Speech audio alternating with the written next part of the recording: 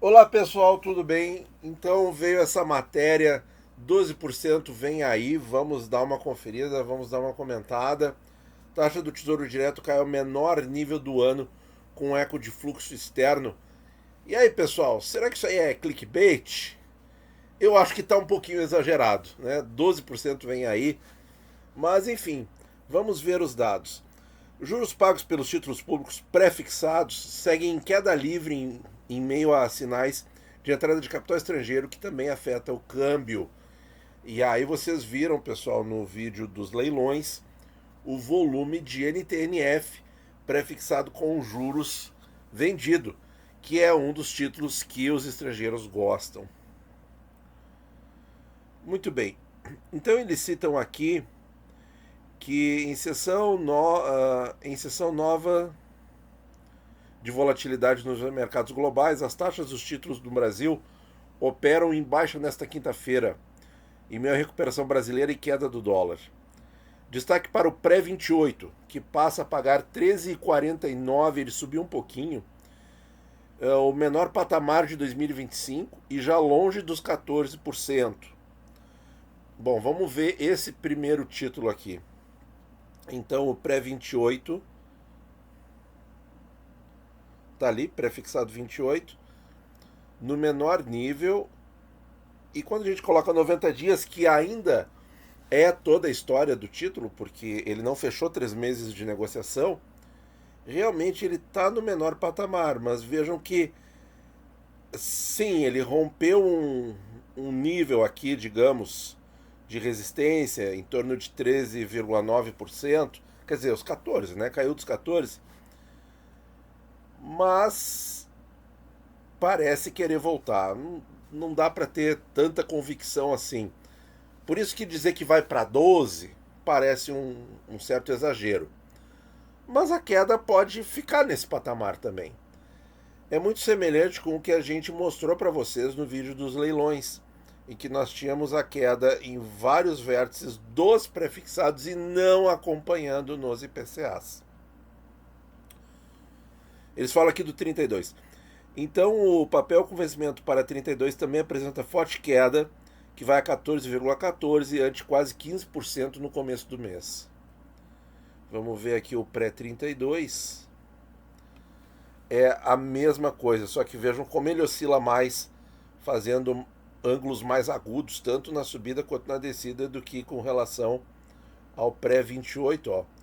Pré-28 também fez ali, mas um pouquinho menos intenso na volatilidade. Vamos ver aqui o 32. E aí, pessoal, aqui dá para se observar o clássico da marcação a mercado, em que a taxa faz um movimento e o preço faz um movimento em direção contrária.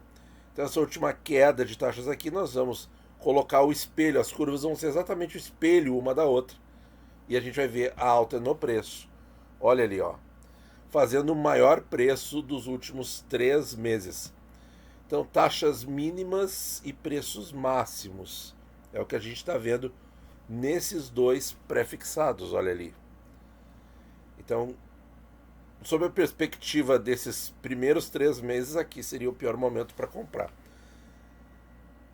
E vejam como ele entrou rápido para R$ 400.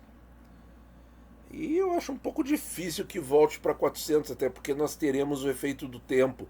Ou seja, para voltar a 400 ou menos, ele vai exigir taxas muito mais altas, porque o tempo para o vencimento vai ter passado. Então não sei, eu acredito que ficou bem difícil desse título voltar a pagar 2 vezes e meia o investimento, pelo menos no bruto.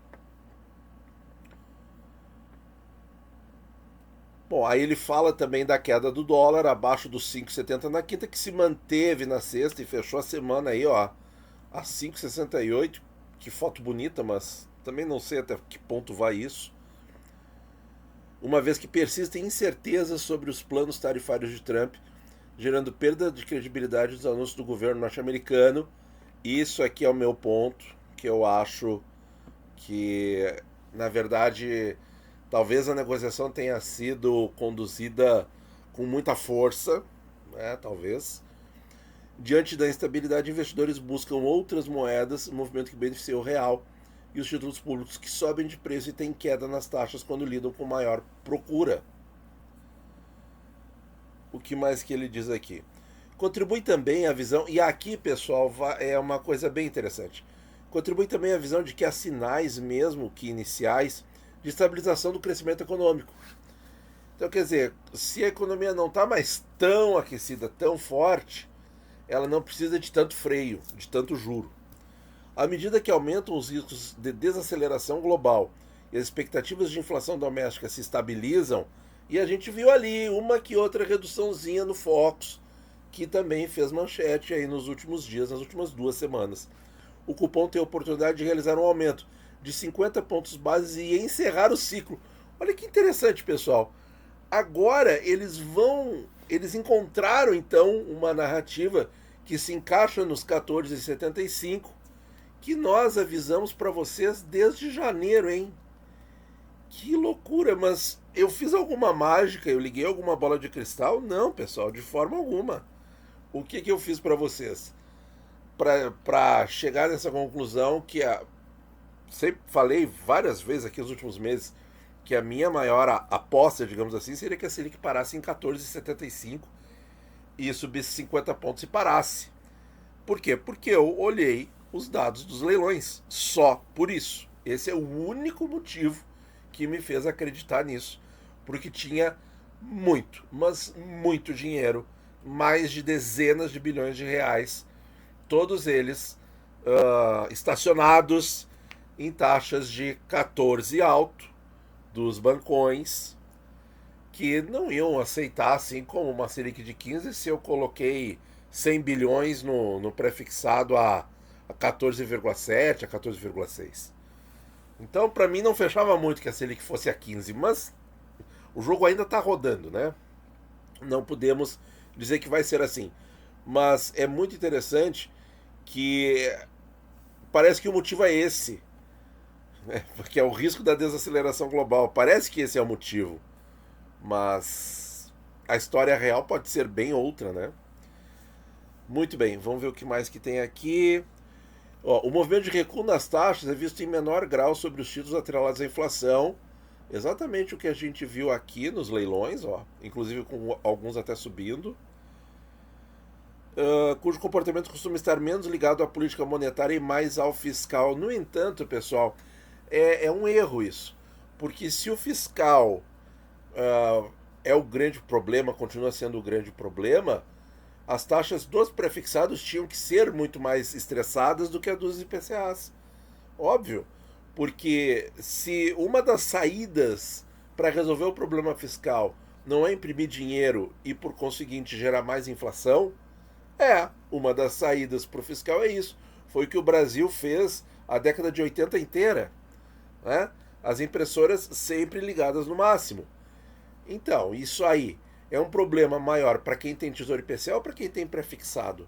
É um problema maior para quem tem prefixado. No entanto, o mercado faz o contrário e aplica uma outra narrativa. Perceberam isso? Muito bem. Na quarta-feira, o FMI apontou maior pessimismo com a situação fiscal brasileira, projetando a dívida pública em relação ao PIB para 87%. De 87 em 24 para 92 este ano. Bom, eu não curto muito aí as projeções do FMI, ok. A remuneração do IPCA+ está em queda, mas segue acima de 7, além da inflação, o papel com vencimento 29. Bom, aqui eles só estão descrevendo. Então, pessoal, achei interessante eles citarem isso, mostrarem essa queda, que parece que veio por um fluxo de estrangeiros, realmente por um fator aí de uma certa, digamos assim, o que o mercado está fazendo.